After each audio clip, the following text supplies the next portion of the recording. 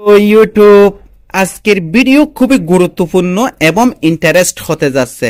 কেননা আজকে আমি যে সকল ওষুধ নিয়ে আপনাদের সামনে হাজির হয়েছি এই সকল ওষুধ নিত্য প্রয়োজনীয় ওষুধ হিসাবে গণ্য। কেননা এই ওষুধগুলো 3 মাস অন্তর অন্তর সবারই খেতে হয়, ছোট বড়, সেই জন্য নিত্য ওষুধ হিসাবে গণ্য। আজকে আমি অনেক ধরনের সুতাকৃমির ওষুধ নিয়ে হাজির হয়েছি। তবে আরেকটা গুরুত্বপূর্ণ হলো আপনার সোনামণিকে 6 মাস পর সুতাকৃমির ওষুধ খাওয়াবেন। যখন আপনার সোনামণি এক বছর বয়স হবে তখন থেকে ভাত মাছ মাংস খাওয়া শুরু করে। সে সকল সোনামণিদের সুতাকৃমির উৎপাদন বেশি হয় এবং পায়খানাতে ছোট ছোট কৃমি দেখা দিতে পারে।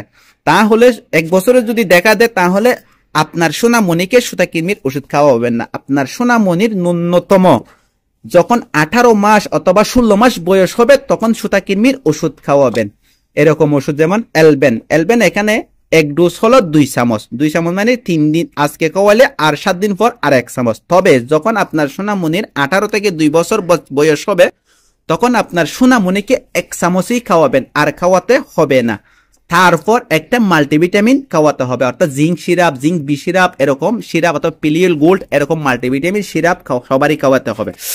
তবে আমি এরকম নিয়ম সবই। তবে সুতাকৃমির মধ্যে ছোটদের অনেক ধরনের ওষুধ রয়েছে, যেমন এলবেন রয়েছে, এলমেক্স সিরাপ রয়েছে, মেলফিন রয়েছে, ডিলেন্টিন রয়েছে, অনেক ধরনের সুতাকৃমির ওষুধ রয়েছে। এখন আমি বড়দের 3টে ওষুধ নিয়ে আজকে আলোচনা করব। বড়দের 3টে ওষুধ হলো এলমেক্স হলো স্কোয়ার ফার্মাসিউটিক্যাল লিমিটেডের গুরুত্বপূর্ণ, অর্থাৎ কি এলবেন্ডাজল, আর হলো অ্যাট্রাক্স, আর হলো সোলাস। যে নারী পুরুষ সকলের সুতাকৃমির ওষুধ অবশ্যই খেতে হবে 3 মাস অন্তর অন্তর। তবে এলমেক্স ডোজ হলো একজনের জন্য 2টা, একটা যদি আজকে খান 7 দিন পর আরেকটা। আবার সোলাসের ডোজ ভিন্ন রকম। সোলাস ডোজ হলো একজনের জন্য 6টা। কিরকম? লাগাতার 3 দিন খেতে হবে, সকালে রাত্রে সকালে রাত্রে সকালে রাত্রে, এরকম লাগাতার 3 দিন খেতে হবে। সোলাসের ডোজ হলো ওই রকম। তবে এলবেন ডিএসওর ডোজ হলো এলমেক্স এর মতো। আবার অ্যাট্রাক্সের নিয়ম আরো অন্যরকম। অ্যাট্রাক্সের নিয়ম হলো একসাথে 1 ডোজ হলো একসাথে 3টে একেবারে ট্যাবলেট খেয়ে ফেলবে। দেখুন এখানে দিয়ে গেছে অ্যাডাল্ট 3টে ট্যাবলেট, 5 থেকে 15 বছর বয়সে 2টে ট্যাবলেট, 1 থেকে 4 বছর বয়সে 1টা ট্যাবলেট। এটা নিয়মটা হচ্ছে আরেক রকম।